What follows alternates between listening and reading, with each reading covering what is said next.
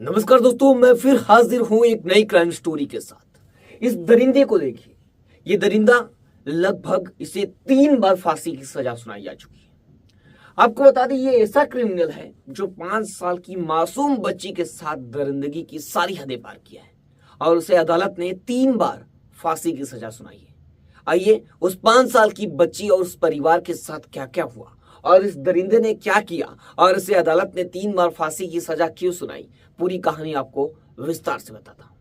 नमस्कार दोस्तों, मेरा नाम है ब्रिजेश यादव। फिर हाजिर हूं एक नई क्राइम स्टोरी के साथ। आज की ये कहानी इस दरिंदे की है।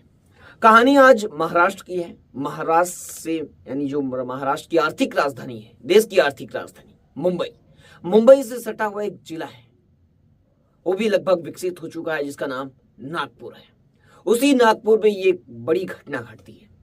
आज से अपने को लगभग 5 साल पीछे जाना होगा। आज से 5 साल पीछे महाराष्ट्र के नागपुर में क्या कुछ हुआ था, ये आपको विस्तार से बताते हैं।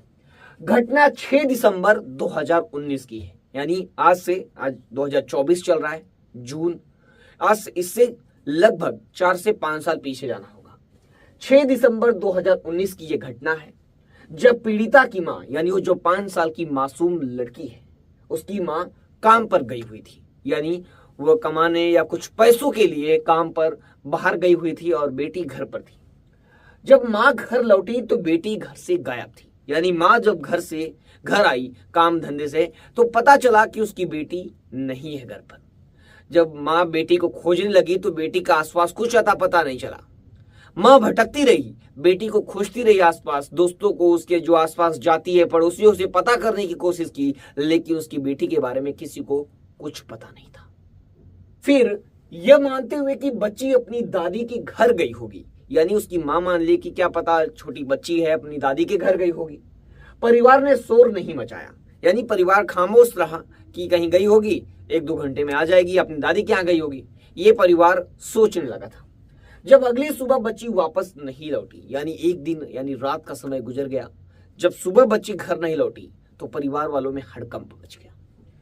आपको बता दें तो परिवार ने खोजबीन शुरू की, लेकिन वह नहीं मिली। परिवार जगह जगह खोजा, परिवार के हर सदस्य जगह जगह रोते हुए बच्ची को खोज रहे थे, लेकिन बच्ची का कुछ अता पता नहीं चला।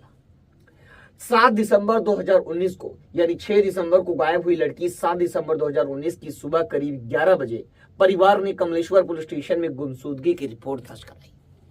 सोचिए, लगभग 24 घंटे का समय बीतने के बाद परिवार ने इतनी बड़ी लापरवाही यहां पर बरती, यानी वो वहम में रह गया कि बच्ची कहीं अपनी दादी के यहाँ गई होगी।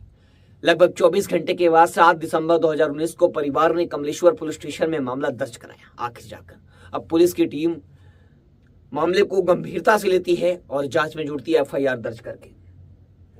पुलिस ने तुरंत अपहरण का मामला दर्ज किया। फिर 8 दिसंबर 2019 को लड़की का शव एक गांव के खेत में मिला।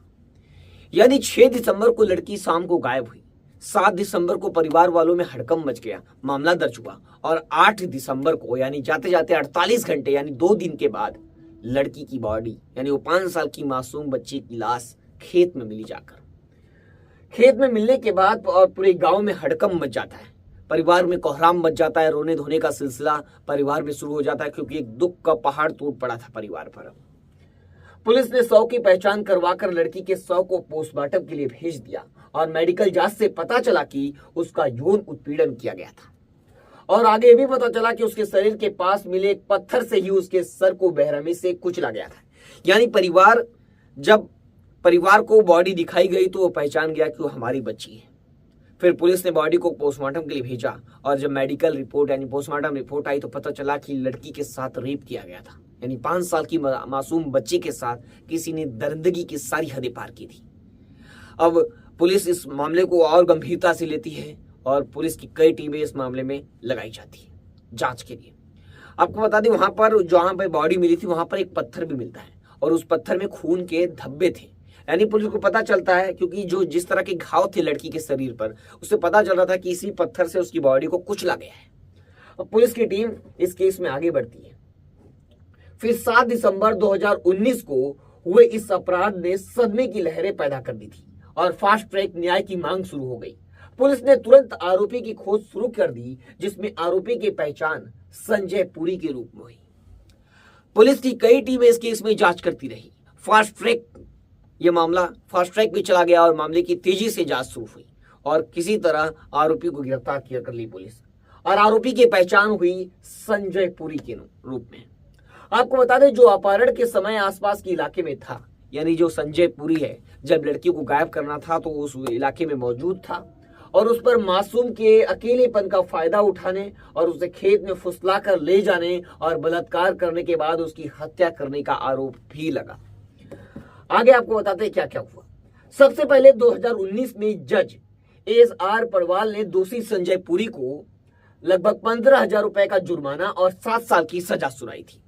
उसके बाद जब यह घटना चर्चा में आई तो लोगों में जबरदस्त गुस्सा फैला, यानी कि उसे 7 साल की सिर्फ सजा और 15,000 का जुर्माना। तब लोगों में और गुस्सा पैदा हो गया क्योंकि एक 5 साल की मासूम बच्ची के साथ इस तरह की दरिंदगी, इससे तो मौत की सजा मिलनी चाहिए। लोगों में आक्रोश था इस सजा मिलने के बाद। तब ग्रामीणों ने इसका जमकर विरोध किया, यहां तक कि धरने पर बैठने को तैयार हो गए।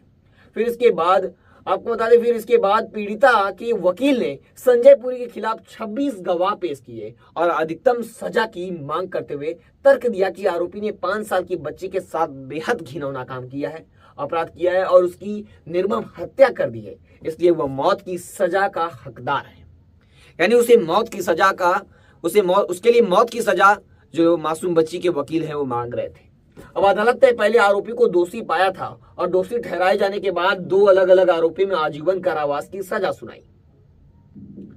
आपको बता दें, आजीवन सजा सुनाने के बाद लगभग उसे 5 साल बाद इंसाफ मिला धीरे धीरे। इस केस पर आपकी क्या राय है, कमेंट करके जरूर बताएं। आने वाले समय में और कल फिर एक नई कहानी और एक नई घटना और एक नया केस लेकर आप लोगों के सामने हाजिर रहूंगा, इसलिए सावधान रहें, सतर्क रहें। फिर मिलूंगा एक नई घटना और एक नए केस के साथ। तब तक के लिए जय हिंद।